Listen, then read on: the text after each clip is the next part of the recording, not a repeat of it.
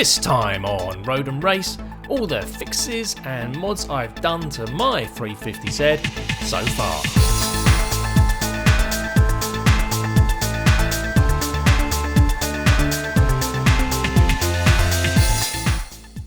Welcome to the Nissan 350Z boot. It's fairly large, there's a lot of space in here, it's not very practical because this gets in the way, so you can store stuff that's small under here, I guess, and you've also got this extra bit here for storage. But what's not great about it is that there's nothing stopping stuff from the boot just flying inside to where the driver sits. I'll demonstrate.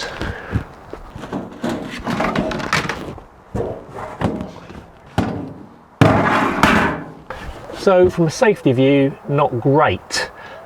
Some people have fitted little covers inside this area here, which is great. It's quite easy to fit, solves a lot of problems, looks good.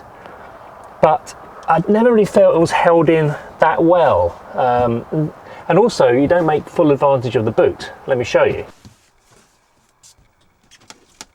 You've got all this extra space down here, and you don't have a very large boot to begin with, so it'd be nice to make use of this space. So my theory is to put some kind of divider in here, which will allow me to utilise this space. First up, got to take out all these trim panels, these trim panel here's, this foamy stuff, got to take everything out of the way basically.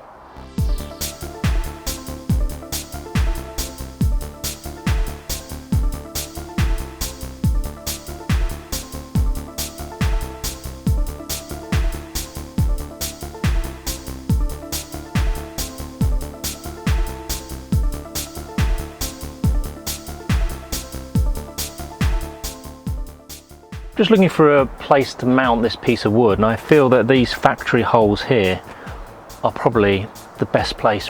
In order to get a template for the wood I'm going to cut out, I'm going to use CAD, cardboard aided design, make a rough template and then offer it up to the car and make some trims as needed. That seems to fit fairly nicely now, I'm quite happy with that. Next up, get your template and mark it out onto your wood. I've used 6mm MDF. I think that'll be thick enough without adding too much weight.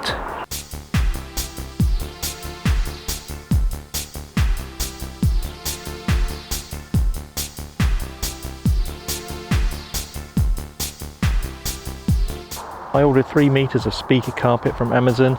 It's kind of like a heavy felt. It's not really carpet, I'd say, but it's ideal for what we want. I've also got some contact adhesive, and that's what we'll use to stick the carpet to the wood.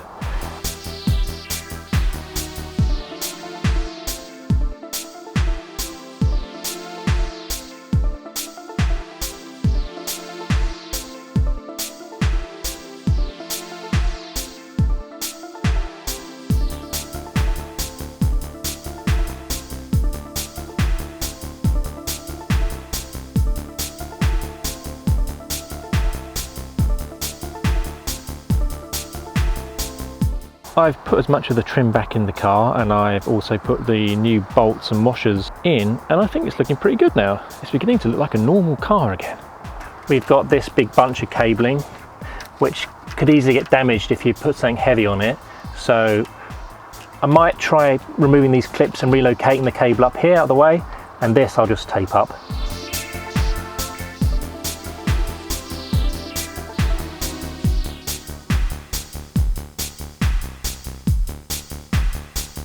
With all the clips removed, there's actually quite a lot of slack on this cable, and as you can see, it fits up inside this bit of trim pretty nicely, so I'm just going to tape it down and fix it up. So what I've done is I've folded the carpet over into thirds and used the carpet adhesive to join them all together.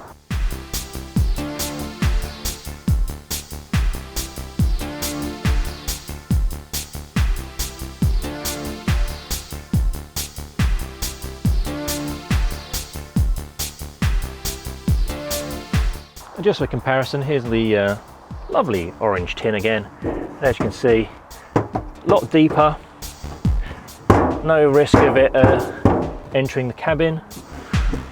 Got a lot more space down here. Love it. Next up, it's a fault that came with the car. It's this little door strip here which is wobbly and loose. Managed to track down a second-hand part from the Nissan 350Z owners forum. I thought it might be an easy install, but it's actually fairly involved. You've got to take the entire door card off.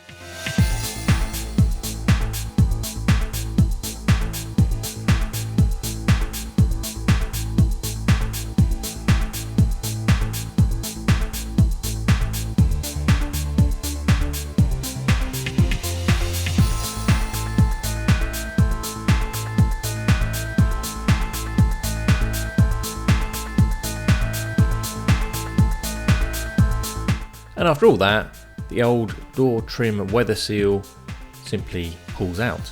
With the wing mirror removed, you can see how there's a little bit of rust here. Obviously water's getting in through the seal somehow. So, whilst we're in there, let's just get this sorted out. I'll rub it back with a bit of sandpaper just to get the worst of the rust off.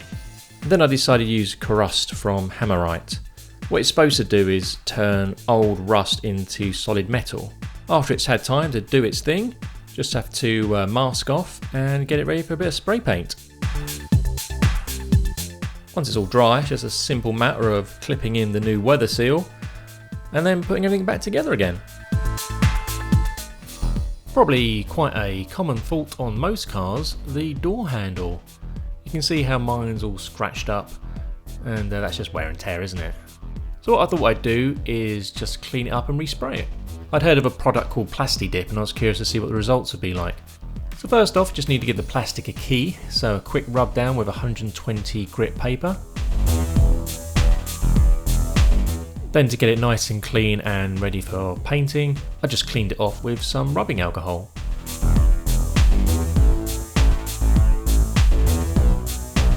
Then I did a couple of coats with the plastic primer. After all that was dry, it was ready for a couple of coats of Plasti Dip.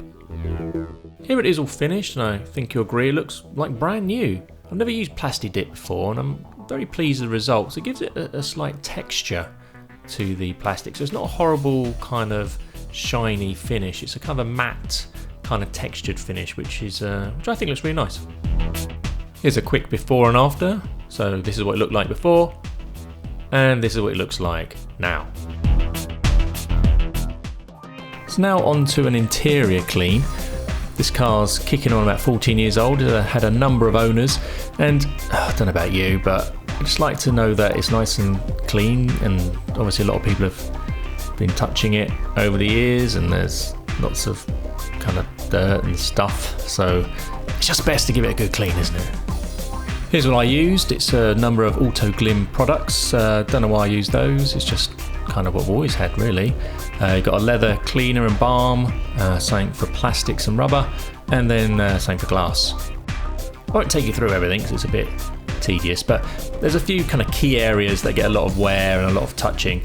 So obviously the volume button on the stereo, that was looking particularly kind of crusty and a lot of built up kind of dirt. It didn't feel very nice to use. And I think this indicator stalk here had never been cleaned. Just look at all that kind of caked on crust. It's really horrible. Look, ugh, I just hated touching it. But after a bit of cleaner, it's looking pristine again. I mean, the car didn't look that dirty, but when you go round and give it a good scrub, it's amazing how much dirt you do actually get off. As this is kind of like a highlights show, I won't go into too much detail about interior cleaning. I've got a couple of videos on that already. But basically I went round and cleaned all the leather and plastics, and it's giving it a good kind of scrub. One small thing on the outside that was kind of bugging me was the headlight glass. Kind of got a bit cloudy over time. So I cracked out the plastics and just gave it a good scrub, good clean. So on the left you can see I've already done one headlight, and it's much brighter and clearer compared to the more cloudy one on the right. And here they are both done. It's just a small little detail, but it makes kind of a big difference, doesn't it? Now on to the stereo. Whilst the 350Z has a CD player and cassette player, yes I know, there's no auxiliary input, so you can't plug things like your iPhone in. But there is a well-known hack where you can solder in a cable into the back of the existing Bose head unit. Just need to take the sat-nav out like this, move the heating controls, and then the head unit slides out.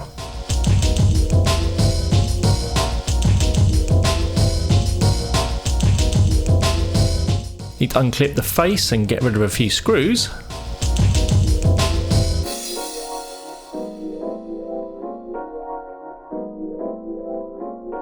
And the whole cassette unit will slide out. You need to remove this spring and this clip because that tricks the tape player to thinking there's a cassette inside. Then you'll see there's 3 points down here which you solder your cable into. So you take a standard phono cable, split it out and connect the red cable to the right, the white to the left, and then the ground signal to the ground point. Here it is all assembled back up again.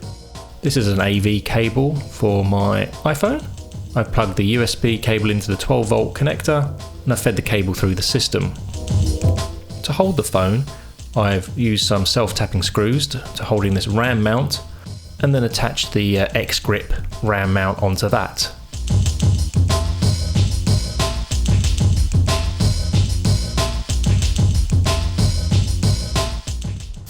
So finally, just some small fixes I've done as well, just to round the episode off.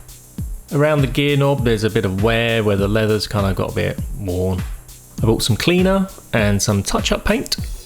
Used a 400 grit sandpaper just to get the worst of the dirt off and give it a bit of a key. And then using a small paintbrush just touched up. It's actually a pretty good match. Looks a bit matte here in the video, but it has kind of worn in over time. Next up, another common fault is that the boot lid doesn't always open properly. You press the button, it doesn't pop up enough, and then you have to push the button again. This is down to the springs kind of wearing out over time. Luckily, there is a cheap fix. It's called the penny trick. Pull it apart and stick some pennies down the end. This will then compensate for the worn out spring, and next time you try the boot, it'll pop up nicely. Even though the Z has xenon headlights, I thought that the brightness at night was really bad. I could barely see where I was going. It was especially bad in kind of unlit B roads. So I purchased the Extreme Vision Generation 2 xenon bulbs from Philips. I've done a little split screen here. At the top are the Extreme Vision bulbs and at the bottom are the bulbs that the car came with. I've had the camera set to the same settings. Hopefully it should give you a good indication of just how much brighter the Extreme Vision bulbs are. It's probably not absolutely clear in the video, but driving with them at night is so much better. It's vastly better than before. I thought maybe the car had really cheap unbranded bulbs in it beforehand, but here on the left is the one I took out, and it's another Philips bulb. It's just a standard Philips Xenon. And on the right here we've got the Extreme Vision. You can see it says XV2 on the bulb. The Extreme Vision 2 bulbs aren't that much more expensive than the standard bulb. Just very briefly, I want to say what's coming up next year. Obviously I'll be continuing to modify the Z. Sorting out the rust and upgrading the suspension is going to be probably top of the list. But please give me your thoughts in the comments if you'd like to see something different happen. I've also just recently moved house and I'm renovating it, hence why the videos aren't coming out as often as normal. But I've got a large space to build a dream garage, so probably first quarter, maybe second quarter of 2019, I'll have a series of videos showing how I designed and built my dream garage with a lift and everything. As always, thanks so much for the support, it really means a lot. And if you like the video, please give it a like, and if you want to support the channel, please check out the Patreon link. And as always, thanks for watching.